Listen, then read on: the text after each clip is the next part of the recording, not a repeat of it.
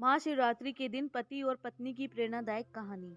पत्नी जिसका एक विकलांग पति था, इस कारण वह मजदूरी करने जाती थी। आस पड़ोस के लोग कहते थे कि नसीब फूटे हुए थे तेरे, जो इस विकलांग से शादी हो गई। वह शिवजी की बड़ी बड़ी भक्त थी। उसने पूरे घर में शिवजी की तस्वीरें लगा रखी थी।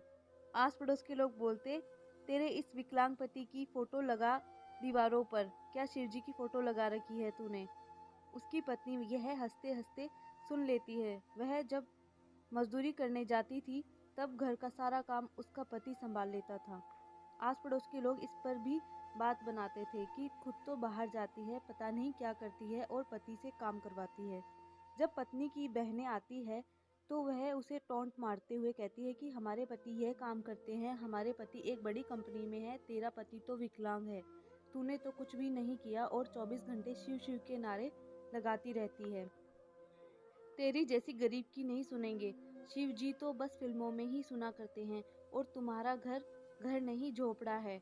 उसकी पत्नी को उनकी बातों का बहुत बुरा लगा, पर उसने अपने शिव पर पूरा विश्वास था कि भगवान के घर देर है अंधेर नहीं, एक ना एक दिन मेरा भी दिन अच्छा आएगा। एक दिन जब उसकी पत्नी काम करके घर वापस आई तब उसका पति एक कोने में बैठकर बहुत तेज तेज रो रहा था। वह उसके पास गई और बोली, क्या हुआ, क्यों रो रहे हो आप। उसका पति रोते रोते बोला, मेरी वजह से तुम्हें बाहर काम करना पड़ता है, मेरी वजह से आस पड़ोस के लोग तुम्हें क्या क्या बोलकर चले जाते हैं। मेरा भी मन करता है पर क्या करूं, भगवान ने ऐसा बना दिया मुझे।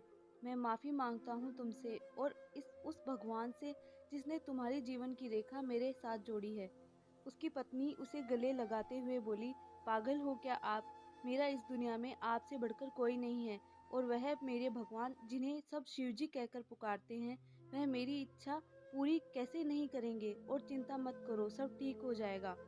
ये कहते कहते दोनों ने खाना खाया। अगले दिन महाशिवरात्रि का दिन था तो उसकी पत्नी ने उससे बोला, आज खा लो जितना खाना है, कल अपने दोनों को शिवरात्रि का व्रत जो करना है। उसका पति उससे बोला, हाँ हाँ, वरना तुम्हारे भगवान नाराज हो जाएंगे। वह दोनों हंसने लगे। उसकी पत्नी सोते हुए सोचती है कि हे शिव, मैंने इन्हें तो समझा दिया, खुद को कैसे समझाऊं। मैंने ऐसा क्या कर दिया जो आप मुझसे मुंह मोड़ रखे हो। आप सबकी सुनते हो, मेरी कब सुनोगे। उसकी आंखों में से आंसू आने लगे और वह सो गई।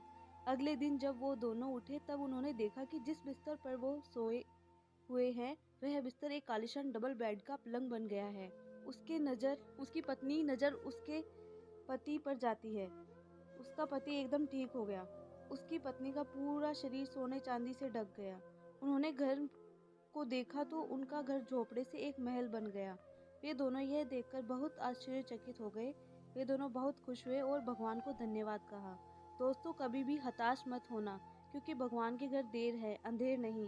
वह आज नहीं सुन रहा तो कल तो सुनेगा ही सुनेगा।